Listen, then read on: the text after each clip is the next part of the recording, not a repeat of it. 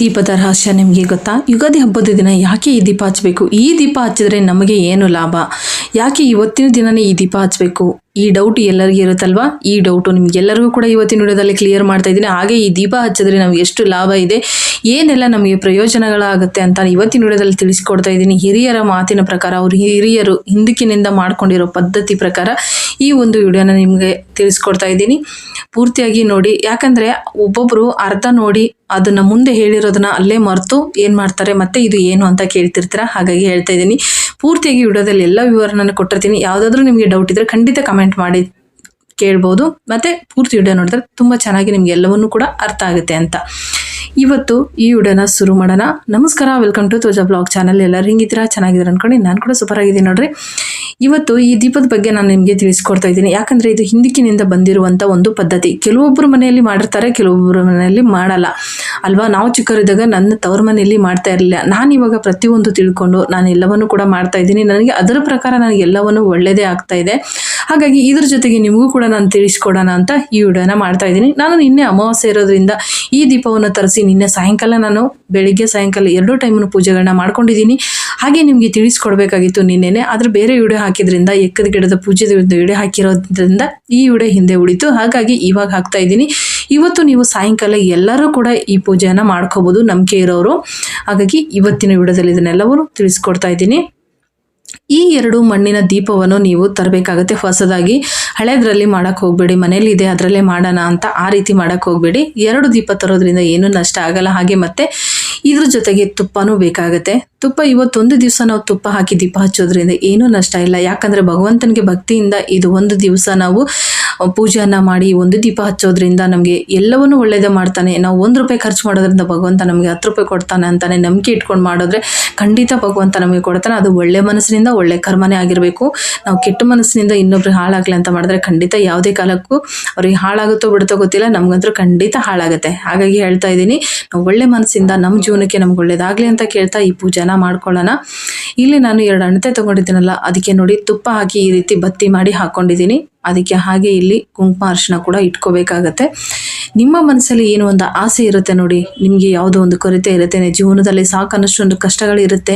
ಮಕ್ಕಳ ವಿದ್ಯಾಭ್ಯಾಸ ಆಗಲಿ, ಮಕ್ಕಳ ಮದುವೆ ಆಗಲಿ, ಹೆಣ್ಣು ಸಿಗ್ತಾ ಇಲ್ಲ ಅಥವಾ ಗಂಡು ಸಿಗ್ತಾ ಇಲ್ಲ, ಮನೆಯಲ್ಲಿ ಹಣಕಾಸಿನ ತೊಂದರೆ ಇದೆ, ಜೀವನದಲ್ಲಿ ಬರೀ ಜಗಳನೇ ಆಗೋಯ್ತು, ಜೀವನದಲ್ಲಿ ಗಂಡ ಹೆಂಡತಿ ನೆಮ್ಮದಿ ಇರೋಕ್ಕೆ ಆಗ್ತಾ ಇಲ್ಲ, ತುಂಬಾ ಜೀವನದಲ್ಲಿ ನಮ್ಮ ಸಂಸಾರದಲ್ಲಿ ಸಾವಿರಗಳ ಕಷ್ಟ ಇರುತ್ತೆ, ಹೇಳ್ಕೊಳ್ಳೋದಾಗಷ್ಟು ನೋವುಗಳಿರುತ್ತೆ, ಮನಸ್ಸು ತುಂಬಿ ನೋವುಗಳನ್ನು ಹರಿತಾ ಇರುತ್ತೆ. ಆದರೂ ಒಬ್ಬರ ಹತ್ರ ಹೇಳ್ಕೊಂಡು ಅದನ್ನು ಏನಾದರೂ ಒಂದು ಮಾತಾಡೋಣ ಅಂತಂದರೆ ಒಳಗಡೆ ನಮಗೆ ಭಯ ಇರುತ್ತೆ. ಯಾರ ಹತ್ರ ಹೇಳಿದ್ರೆ ಏನಾಗ್ಬಿಡುತ್ತೆ ಅನ್ನೋ ಭಯ ಇರುತ್ತೆ. ಹಾಗಾಗಿ ಎಲ್ಲವನ್ನು ಭಗವಂತನ ಹತ್ರ ಹೇಳ್ಕೊಳ್ಳೋದ್ರಿಂದ ನಮ್ಮ ಜೀವನದ ಕಷ್ಟಗಳನ್ನು ಪರಿಹಾರ ಆಗುತ್ತೆ. ಭಗವಂತನ ನಂಬಿದ್ರೆ ನಮಗೆ ಮೋಸ ಇಲ್ಲ. ಯಾರಿಗಾದರೂ ನಮಗೆ ಮೋಸ ಹೋಗ್ಬೋದು, ಇಲ್ಲಿ ಭಗವಂತನ ನಂಬಿದವರಿಗೆ ಯಾವತ್ತೂ ಮೋಸ ಇಲ್ಲ. ಹಾಗಾಗಿ ಈ ಒಂದು ನೀವು ಹಬ್ಬದ ದಿನ ಈ ದೀಪ ಹಚ್ಚಿ ನಿಮ್ಮ ಮನಸ್ಸಲ್ಲಿ ಏನಿದೆ ನೋಡಿ ಎಲ್ಲವನ್ನು ಭಗವಂತನ ಹತ್ರ ಹೇಳ್ತಾ ಈ ದೀಪವನ್ನು ರೆಡಿ ಮಾಡಿಕೊಡ್ರಿ. ನಿಮ್ಮ ಮನಸ್ಸಲ್ಲಿರೋದನ್ನು ಕೇಳ್ತಾ, ಹಾಗೆ ನಿಮಗೆ ಗೊತ್ತಿರುವಂಥ ಒಂದು ಭಗವಂತನ ಮಂತ್ರ ಅಥವಾ ಓಂ ನಮಃ ಶಿವಾಯ ಅಥವಾ ನಿಮಗೆ ತಿಳಿದಿರೋ ಮಂತ್ರಗಳನ್ನು ಯಾವುದಾದ್ರೂ ಒಂದು ಹೇಳ್ತಾ ಈ ಪೂಜೆನ ಶುರು ಮಾಡಿ. ಯಾಕಂದರೆ ಪೂಜೆ ಮಾಡಬೇಕಾದ್ರೆ ಎಲ್ಲರ ಹತ್ರ ಮಾತಾಡ್ಕೊಂಡು ಪೂಜೆ ಮಾಡಿದ್ರೆ ಭಗವಂತನಿಗೆ ಆ ಪೂಜೆನ ಸಲ್ಲೋದಿಲ್ಲ. ಹಾಗಾಗಿ ಪೂಜೆ ಮಾಡಬೇಕಾದ್ರೆ ಭಗವಂತನ ಒಂದು ಧ್ಯಾನ ಮಾಡ್ತಾ ಅವ್ರದ್ದೊಂದು ಮಂತ್ರ ಹೇಳ್ತಾ ನಾವು ಈ ಪೂಜೆನ ಶುರು ಮಾಡೋದ್ರಿಂದ ಪೂರ್ತಿಯಾಗಿ ಸಂಪೂರ್ಣವಾಗಿ ಭಗವಂತನಿಗೆ ಇದು ಅರ್ಪಿಸಿದಂಗೆ ನಾವು ಪೂಜೆಗಳನ್ನು. ಹಾಗಾಗಿ ನಾನು ಈ ರೀತಿಯನ್ನು ಮಾಡ್ಕೋತಾ ಇದ್ದೀನಿ. ನಾನು ಯಾವ ರೀತಿ ಎಲ್ಲ ಪೂಜೆಗಳನ್ನ ಮಾಡ್ಕೋತಾ ಇದ್ದೀನಿ, ನನಗೆಲ್ಲ ಏನು ಒಳ್ಳೇದಾಗ್ತಾ ಇದೆ ನೋಡಿ, ಅದು ಎಲ್ಲವೂ ಕೂಡ ನಿಮ್ಮ ಜೊತೆಗೆ ನಾನು ಶೇರ್ ಮಾಡ್ಕೋತಾ ಇದ್ದೀನಿ. ಮೊದಲು ನಾನು ಮಾಡಿ ನನ್ನ ಜೀವನದಲ್ಲಿ ಖುಷಿ ಸಂತೋಷ ಅನ್ನೋದು ಭಗವಂತ ಕೊಡ್ತಾ ಇದ್ದಾನೆ ಅಂತ ತಿಳಿದೇ ನಾನು ನಿಮಗೆ ಈ ವಿಡಿಯೋಗಳನ್ನ ಶೇರ್ ಮಾಡ್ತಾ ಇದ್ದೀನಿ. ಸುಮ್ಮನೆ ಯಾವುದೋ ಒಂದು ಹೇಳ್ತಾ ಇಲ್ಲ. ಹಾಗಾಗಿ ನೀವು ಕೂಡ ಇದನ್ನು ಮಾಡಿ. ಯಾಕಂದರೆ ನನಗೆ ಸಾಕಷ್ಟು ಕಷ್ಟಗಳನ್ನು ಅನುಭವಿಸಿದ್ದೀನಿ. ಅದ್ರ ಜೊತೆಗೆ ಅರ್ಥವಾಗಿರೋದು ಏನಂದರೆ, ನಂತರ ಇನ್ನೂ ಸಾಕಷ್ಟು ನನಗಿಂತ ಇನ್ನೂ ಹೆಚ್ಚಾಗಿ ಕಷ್ಟಗಳ ಅನುಭವಿಸೋರು ಇರ್ತಾರೆ. ಅವ್ರ ಜೀವನದಲ್ಲಿ ಕೂಡ ಸ್ವಲ್ಪ ಆದರೂ ನೆಮ್ಮದಿ ಸಿಗಲಿ ಭಗವಂತ ಅಂತ ಹೇಳ್ಬಿಟ್ಟು ಈ ವಿಡಿಯೋನ ನಿಮ್ಮ ಜೊತೆಗೆ ನಾನು ಶೇರ್ ಮಾಡ್ತಾ ಇದ್ದೀನಿ. ನೋಡಿ, ಈ ರೀತಿಯನ್ನು ರೆಡಿ ಮಾಡ್ಕೊಳ್ಳಿ. ಬೆಳಗಿನ ಜಾವ ಅಥವಾ ನೀವು ಸಾಯಂಕಾಲ 2 ಟೈಮ್ ಕೂಡ ಮಾಡ್ಕೋಬೋದು. ಯಾಕಂದರೆ ನಾನು ಮಧ್ಯಾಹ್ನ ಹಾಕ್ತಾ ಇರೋದ್ರಿಂದ ಇವತ್ತು ಸಾಯಂಕಾಲ ಆದರೂ 1 ಟೈಮ್ ಆದರೂ ಈ ಪೂಜೆನ ನೀವು ಮಾಡ್ಕೊಳ್ಳಿ ಅಂತ ಕೇಳ್ತಾ ಇದ್ದೀನಿ. ನಾನು ನಿನ್ನೆ ಅಮಾವಾಸ್ಯೆಯಿಂದ ಈ ದೀಪನ ಹಚ್ತಾನೆ ಇದ್ದೀನಿ, ಭಗವಂತನಲ್ಲಿ ಪ್ರಾರ್ಥಿಸ್ತಾ ಇದ್ದೀನಿ ಎಲ್ಲವನ್ನೂ ಒಳ್ಳೆಯದಾಗಲಿ, ಎಲ್ಲರಿಗೂ ಒಳ್ಳೆಯದಾಗಲಿ ಅಂತ ಹೇಳ್ಬಿಟ್ಟು. ಹಾಗೆ ಈ ರೀತಿ ರಂಗೋಲಿನ ಹಾಕ್ಕೊಂಡಿದ್ದೀನಿ. ಇವತ್ತು ಹಬ್ಬ ಇರೋದ್ರಿಂದ ರಂಗೋಲಿ ಅಲಂಕಾರ ಎಲ್ಲ ಮಾಡಿಕೊಂಡು ಈ ಒಂದು ದೀಪನ ನಾನು ಇಲ್ಲಿ ಹಚ್ತಾ ಇದ್ದೀನಿ. ಭಕ್ತಿಯಿಂದ ಮಾಡೋದ್ರಿಂದ ಭಗವಂತನಿಗೆ ಖಂಡಿತ ಅದು ಅರ್ಪಿಸುತ್ತೆ. ಯಾವತ್ತೂ ಅದು ವ್ಯರ್ಥ ಆಗೋದಿಲ್ಲ. ಒಂದು ಹಾಗೆ ನಾವು ಮಾಡ್ತಾ ಇರೋ ಪೂಜೆದ ಫಲ ಸಿಗಬೇಕು ಅಂದರೆ ನಮ್ಮ ಮನಸ್ಸಲ್ಲಿ ಖಂಡಿತ ಒಳ್ಳೆ ಕರ್ಮಗಳಾಗಿರಬೇಕು, ನಮ್ಮ ಮನಸ್ಸಲ್ಲಿ ಒಳ್ಳೆಯದೇ ಆಗಿರಬೇಕು. ಇನ್ನೊಬ್ಬರಿಗೆ ಕೆಟ್ಟದಾಗಲಿ, ಇನ್ನೊಬ್ರು ಹಾಳಾಗಲಿ, ನಾವು ಮಾತ್ರ ಚೆನ್ನಾಗಿರಲಿ ಅಂತ ಮಾಡಿದ್ರೆ ಭಗವಂತ ಯಾವತ್ತೂ ನಮಗೆ ವರ ಕೊಡಲ್ಲ.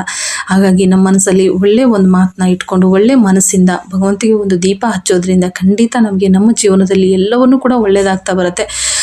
ಇವಾಗ ಸದ್ಯಕ್ಕೆ ಸ್ವಲ್ಪ ಆದರೂ ಕಷ್ಟ ಇದ್ದೇ ಇರುತ್ತೆ. ಕಷ್ಟದಲ್ಲಿ ನಾವು ಈ ಭಗವಂತನ ಸೇವೆ ಮಾಡ್ತಾ ಬಂದರೆ ಆ ಕಷ್ಟ ಖಂಡಿತ ಕಡಿಮೆ ಆಗುತ್ತೆ ಅಂತ ಹೇಳ್ತೀನಿ. ಯಾಕಂದರೆ ಭಗವಂತ ಫಸ್ಟ್ ನಮಗೆ ಒಳ್ಳೇದು ಮಾಡಲಿ, ಆಮೇಲೆ ನಾವು ಪೂಜೆಗಳನ್ನ ಮಾಡ್ತೀವಿ ಅಂತ ಕೆಲವೊಬ್ರು ಇರ್ತಾರೆ. ಖಂಡಿತ ಆ ಥರ ಆಗೋದಿಲ್ಲ. ನೋಡಿ, ನಾವು ಹೊರಗಡೆ ಹೋಗಿ ದುಡಿದ ಮೇಲೆ ನಮಗೆ ದುಡ್ಡು ಕೊಡ್ತಾರೆ ಅಲ್ವಾ? ತಿಂಗಳಾನ್ಗಟ್ಲೆ ನಾವು ದುಡಿದ ಮೇಲೆ ತಿಂಗಳ ಮೇಲೆ ನಮ್ಮ ಕೈಗೆ ದುಡ್ಡು ಬರುತ್ತೆ. ಅಂದರೆ ಹಾಗೆ ಭಗವಂತನಲ್ಲೇ ನಾವು ಸೇವೆ ಮಾಡಬೇಕು, ಭಗವಂತಗೆ ನಾವು ಪೂಜಿಸಬೇಕು. ಭಗವಂತಗೆ ನಮ್ಮದು ಏನಿರುತ್ತೆ ಒಂದು ಅರ್ಪಿಸಿದ್ರೆ ತಾನೇ ಭಗವಂತ ನಮಗೂ ಕೂಡ ಒಳ್ಳೇದು ಮಾಡ್ತಾನೆ. ಮೊದಲು ನಾವು ಭಗವಂತನಿಗೆ ಇಲ್ಲಿ ಬಾಗಬೇಕು, ಆಮೇಲೆ ಭಗವಂತ ನಮಗೆ ಖಂಡಿತ ವರ ಕೊಡ್ತಾನೆ. ಹಾಗೆ ಮನಸ್ಸಲ್ಲಿ ಇರೋದನ್ನು ಕೇಳ್ತಾ ಈ ದೀಪನ ಹಚ್ತಾ ಖಂಡಿತ ನೀವು ಒಂದು 2 ನಿಮಿಷ ಕೂತು ದೀಪ ಹಚ್ಚಿ ಆ ಮಹಾಲಕ್ಷ್ಮಿಗೆ, ಅಲ್ಲಿ ನಿಮ್ಮ ಹೊಸ್ತಲಿಗೆ ಲಕ್ಷ್ಮಿ ಇರುತ್ತೆ, ಆ ಹೊಸ್ತಲ ಹತ್ರ ಕೂತ್ಕೊಂಡು ಆ ತಾಯಿಗೆ ನಿಮ್ಮ ಮನಸ್ಸಲ್ಲಿರೋದನ್ನು ಅರ್ಪಿಸಿ, ತಾಯಿ ಯಾವುದೇ ನಮ್ಮ ಮನೆಯಲ್ಲಿ ಕೆಟ್ಟ ದೃಷ್ಟಿ ಇರಲಿ ಅಥವಾ ಕೆಟ್ಟ ದೃಷ್ಟಿ ಬಂದರೂ ಕೂಡ ಯಾವುದೂ ನಮ್ಮ ಮನೆ ಬಾಗಿಲಿಗೆ ಬರಬಾರ್ದು, ಎಲ್ಲವನ್ನೂ ಆ ಕಡೆನೇ ಹೋಗಲಿ.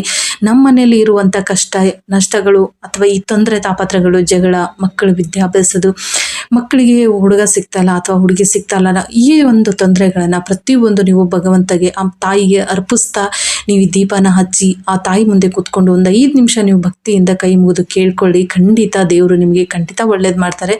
ನಿಮ್ಮ ಮನಸ್ಸಲ್ಲಿ ಇರೋದನ್ನು ಒಳ್ಳೆ ರೀತಿಯಿಂದ ಕೇಳ್ಕೊಂಡ್ರೆ ಭಗವಂತ ಯಾವತ್ತೂ ಕೊಡಲ್ಲ ಅನ್ನಲ್ಲ. ಸದ್ಯಕ್ಕೆ ಸ್ವಲ್ಪ ಕಷ್ಟ ಇಟ್ಟಿರ್ತಾನೆ, ಮುಂದೆ ಒಳ್ಳೇದು ಕೊಟ್ಟೆ ಕೊಡ್ತಾನೆ. ಯಾಕಂದರೆ ಎಲ್ಲದಕ್ಕೂ ನಾನೇ ಉದಾಹರಣೆ ಆಗಿರೋದ್ರಿಂದ ಇಷ್ಟೆಲ್ಲ ವಿವರಿಸಬೇಕಾಗುತ್ತೆ. ಯಾಕಂದರೆ ನಾನು ಅನುಭವಿಸಿರೋ ಕಷ್ಟ ಅಂತೂ ನನ್ನ ಹಿಂದಿನ ವಿಡಿಯೋಗಳು ನೋಡಿದ್ರೆ ಖಂಡಿತ ಎಲ್ಲರಿಗೂ ಕೂಡ ಅರ್ಥ ಆಗುತ್ತೆ. ಹಾಗಾಗಿ ಏನೆಲ್ಲ ಮಾಡಿ ನನ್ನ ಜೀವನನ ನಾನು ಸುಧಾರಿಸ್ಕೊಂಡೆ, ನನ್ನ ಜೀವನದಲ್ಲೇ ನಾನು ಎಷ್ಟು ಕಷ್ಟ ನಷ್ಟಗಳನ್ನ ಅನುಭವಿಸಿದೆ, ಅದು ಇವೆಲ್ಲವನ್ನು ಪರಿಹಾರ ಮಾಡ್ಕೊಂಡು ಇವತ್ತಿಷ್ಟು ನೆಮ್ಮದಿಯಾಗಿದ್ದೀನಿ ಅಂದರೆ ಈ ಪೂಜೆ ಪುನಸ್ಕಾರಗಳ ಕಾರಣ. ಈ ನಾನು ಹಚ್ಚೋ ದೀಪ, ಭಗವಂತನಲ್ಲಿ ಪ್ರಾರ್ಥಿಸೋದು, ಭಗವಂತಿಗೆ ನನ್ನ ಒಂದು ಕಷ್ಟವನ್ನು ಹೇಳ್ಕೊಳ್ಳೋದು, ಇದು ಎಲ್ಲವನ್ನು ನಾನು ಮಾಡ್ತಾ ಇದ್ದೀನಿ, ನನಗೆಲ್ಲವನ್ನು ಪರಿಹಾರ ಮಾಡ್ತಾ ಇದ್ದೇನೆ. ಹಾಗೆ ಹೇಳ್ತಾ ಇರೋದು, ಯಾವಾಗೂ ನಾವು ಎಷ್ಟು ದಿನ ಇರ್ತೀವೋ ಒಳ್ಳೆಯದನ್ನೇ ಮಾಡ್ತಾ ಬನ್ನಿ, ಒಳ್ಳೆಯದನ್ನೇ ಇರಲಿ, ಎಲ್ಲರಿಗೂ ಒಳ್ಳೆಯದೇ ಬಯಸಿ. ನಮ್ಗೆ ಯಾರೋ ಒಬ್ಬರು ಶತ್ರು ಇದ್ದಾರೆ, ನಮಗೆ ಹಿಂದೆ ಬೆನ್ನಿಂದೆ ನಮಗೆ ಚೂರಿ ಹಾಕೋ ಕೆಲಸನ ಮಾಡ್ತಾ ಇದ್ದಾರೆ ಅಂದರೆ ಅವರಿಗೂ ಕೂಡ ಕೆಟ್ಟದಾಗಲಿ ಅಂತ ಬಯಸಕ್ಕೆ ಹೋಗಬೇಡಿ. ಭಗವಂತ ನನ್ನ ಹಿಂದೆ ಏನೇ ನಡೀತಾ ಇದ್ರು ಅದು ನಿನಗೆ ಅರ್ಪಿಸಿದ್ದೀನಿ, ನಿನಗೆ ತಲುಪಿಸಿದ್ದೀನಿ, ಎಲ್ಲ ನೀನೇ ನೋಡ್ಕೋಬೇಕು ಅಂತ. ಯಾರು ಏನು ಮಾಡ್ತಾ ಇದ್ದಾರೆ ನನ್ನ ಕಣ್ಣಿಗಂತೂ ಕಾಣಲ್ಲ, ಎಲ್ಲ ನಿನ್ನ ಕಣ್ಣಿಗೆ ಕಾಣೋದು. ಅವ್ರಿಗೆ ಏನು ಮಾಡೋದು ಬಿಡೋದು ಎಲ್ಲ ನಿನ್ನ ಪಾದಕ್ಕೆ ಹಾಕಿದ್ದೀನಿ, ಅವ್ರನ್ನ ನೀನೇ ನೋಡ್ಕೊ ಅಂತ ಹೇಳಿ ಭಗವಂತನಲ್ಲಿ ಕೈ ಮುಗಿರಿ. ಖಂಡಿತ ನಿಮ್ಮ ಜೀವನದಲ್ಲಿ ಒಳ್ಳೆಯದಾಗ್ತಾ ಬರುತ್ತೆ. ಯಾಕಂದರೆ ನಮಗೆ ಕೆಟ್ಟದ್ದು ಮಾಡ್ತಾ ಇದ್ದಾರಂತೆ ನಾವು ಅವ್ರಿಗೆ ಕೆಟ್ಟದ್ದು ಮಾಡೋಕ್ಕೆ ಹೋದರೆ ಅವರಿಗೆ ನಮಗೆ ಏನು ವ್ಯತ್ಯಾಸ ಇರುತ್ತೆ ಹೇಳಿ. ಹಾಗಾಗಿ ಈ ರೀತಿ ನಾವು ಭಗವಂತನಲ್ಲಿ ಒಂದು ಪ್ರಾರ್ಥನೆ ಮಾಡ್ತಾ ಈ ಒಂದು ದೀಪ ಹಚ್ತಾ ಇವತ್ತಿನ ಯುಗಾದಿ ಹಬ್ಬನ ಮುಗಿಸಿದ್ರೆ ಖಂಡಿತ ಕೂಡ ಎಲ್ಲರಿಗೂ ಒಳ್ಳೆಯದಾಗುತ್ತೆ ಅಂತ ಹೇಳ್ತೀನಿ. ಹಾಗೆ ಎಲ್ಲರಿಗೂ ಕೂಡ ಒಳ್ಳೆಯದಾಗಲಿ ಅಂತ ಕೇಳ್ತಾ ಇವತ್ತಿನ ವಿಡಿಯೋನ ಮುಗಿಸ್ತಾ ಇದ್ದೀನಿ ಫ್ರೆಂಡ್ಸ್. ಈ ವಿಡಿಯೋ ನಿಮಗೆ ಇಷ್ಟ ಆಗಿದೆ ಅನ್ಕೋತೀನಿ. ಇಷ್ಟ ಆದರೆ ಲೈಕ್ ಮಾಡಿ, ಶೇರ್ ಮಾಡಿ, ಕಮೆಂಟ್ ಮಾಡಿ. ನಮ್ಮ ಚಾನಲ್ ಇನ್ನೂ ಯಾರೆಲ್ಲ ಸಬ್ಸ್ಕ್ರೈಬ್ ಮಾಡ್ಕೊಂಡಿಲ್ಲ ಸಬ್ಸ್ಕ್ರೈಬ್ ಮಾಡ್ಕೊಳ್ಳಿ. ಎಲ್ಲರಿಗೂ ನಮಸ್ಕಾರ.